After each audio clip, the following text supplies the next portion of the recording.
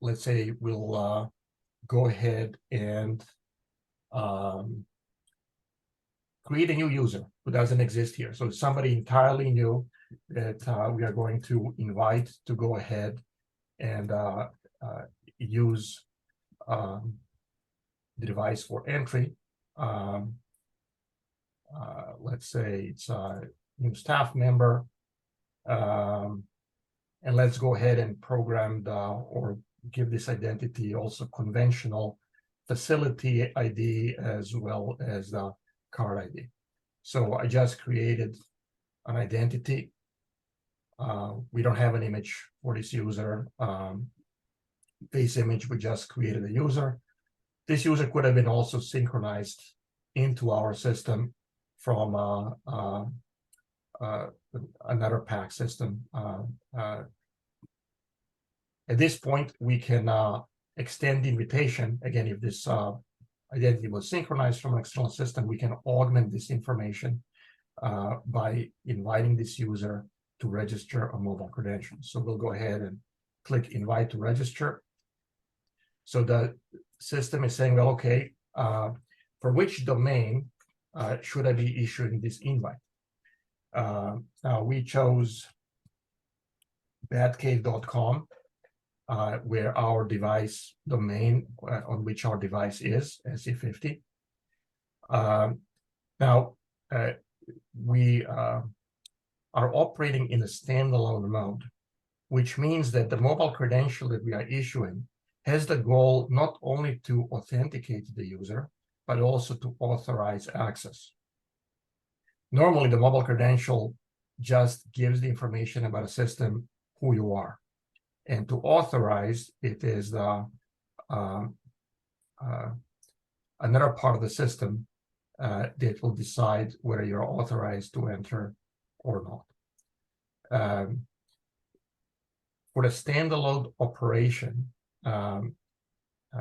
we need to embed additional factors which not only enable additional factors of authentication to be added to the credential, but also give this credential an additional layer of security and specificity that allow authorization process to happen. So we'll go ahead and choose a face factor to be added to this mobile credential. I need to enter this domain password that I also entered into the device. So hopefully this is going to match. Now revocation check, even after the mobile credential is issued, we are embedding requirement that this mobile credential needs to be checked on a daily basis. And we're also giving it a time zone. So when we define what daily means, daily in this case means in the Pacific Standard Time. Other options that are available is to embed access activation expiration into the credential. So if this is not going to be forever credential, it is perhaps being issued to a visitor. The same time restrictions that are available in the person record would be added to the mobile credential itself, so it becomes essentially invalid, or it activates only at a certain date and then becomes expired and no longer functional after a certain date. I'm not going to do that. Actually, I did not add any restrictions to this person record either. And then here we add an email to which this invitation is going to be sent. Well, I will use my email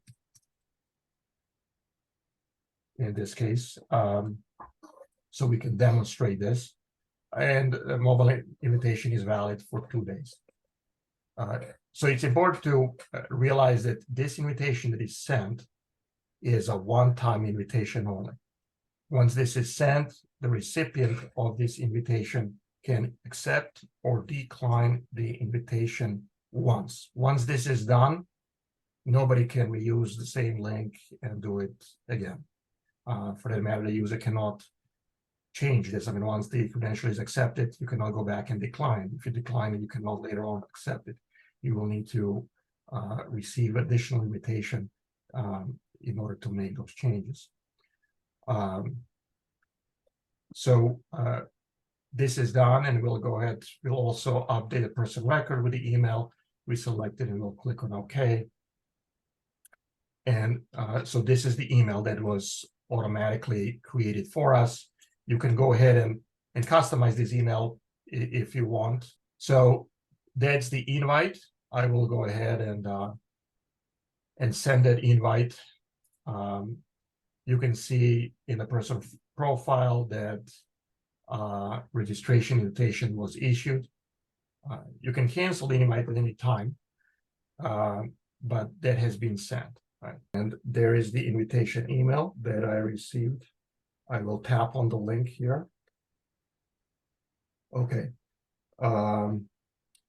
So hopefully I'm recognizing, yes, this is indeed for me. And this is an invite for mobile credential registration. It is for batcave.com.